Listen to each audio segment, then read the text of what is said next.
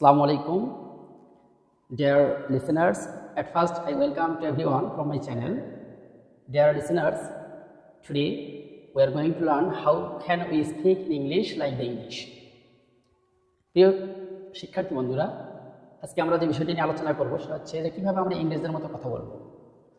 আর আমরা যদি ইংলিশে খুব ভালো দক্ষতা অর্জন করতে চাই সেক্ষেত্রে অবশ্যই আমাদের তিনটি বিষয় খুব ভালো করে জানতে হবে।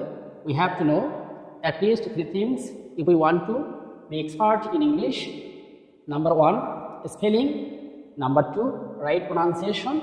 And finally, spoken.